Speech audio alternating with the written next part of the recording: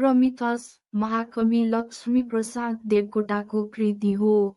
यो एक महाकाव्य हो जसले प्राचीन ग्रीक मिथक प्रमिथको कथालाई नेपाली सन्दर्भमा प्रस्तुत गर्दछ।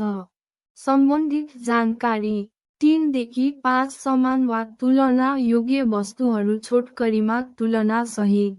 प्रमिथस महाकाव्य यो महाकवि लक्ष्मीप्रसाद देवकोटाद्वारा लिखित एक महत्त्वपूर्ण महाकाव्य हो। यस कृतिले प्राचीन ग्रीक मिथक प्रमिथको कथालाई तत्कालीन राणा शासन विरुद्ध विद्रोह, मानव अधिकारको रक्षा र मानव मुक्तिको आह्वानको रूपमा नेपाली परिवेशमा ढालेको छ। यो पश्चिमी साहित्यिक परम्परालाई पूर्वीय चेतनासँग जोड्ने एक उत्कृष्ट उदाहरण हो। मुनामदन खण्डकाव्य देवकोटाकै अर्को अत्यन्त लोकप्रिय र जनमानसमा प्रिय कृति मुनामदन एउटा खण्डकाव्य हो।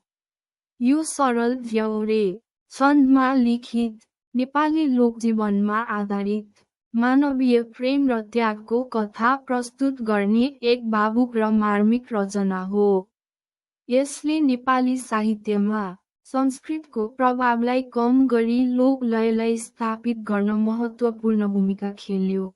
शाकुन्तल महाकाव्य कालिदासको प्रसिद्ध संस्कृत नाटक अभिज्ञान शाकुन्तलममा आधारित यो देवकोटाको अर्को एक शास्त्रीय महाकाव्य हो।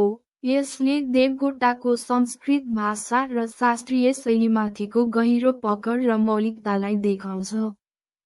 पागल कविता पागल देवकोटाको एक प्रसिद्ध कविता हो जसले उनको आन्तरिक द्वन्द्व, समाजप्रतिको तीव्र व्यङ्ग्य र जीवनको गहिरो दार्शनिक बुझाइलाई अभिव्यक्त गर्दछ। यो कविता देवकोटाको स्वच्छन्दतावादी र वैचारिक कविको छविलाई प्रतिबिम्बित गर्दछ।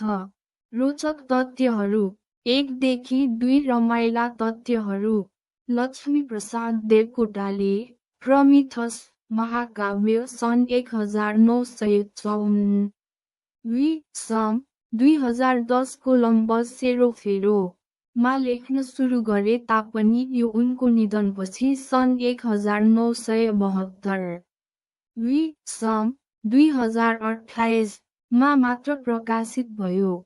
देवकोटाले ग्रीक मिथक प्रमिथसलाई एस्किलसको प्रमिथस बाउन्ड र पी.बी.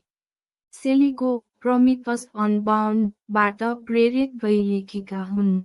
यसमा उनले प्रमिथसलाई सत्ता विरुद्ध विद्रोह गर्ने र मानव जातिका लागि त्याग गर्ने नायकको रूपमा प्रस्तुत गरेका छन्, जसलाई तत्कालीन नेपाली शासक विरुद्ध क्रान्ति गर्न जनतालाई प्रेरित गर्ने प्रतीकको रूपमा लिन्छ।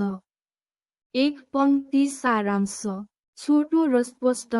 प्रमिथस महाकवि लक्ष्मीप्रसाद देवकोटाद्वारा रचित एक क्रान्तिकारी महाकाव्य हो जसले ग्रीक मिथकलाई नेपाली परिवेशमा ढाली मानवतावाद र मुक्तिको सशक्त सन्देश दिन्छ।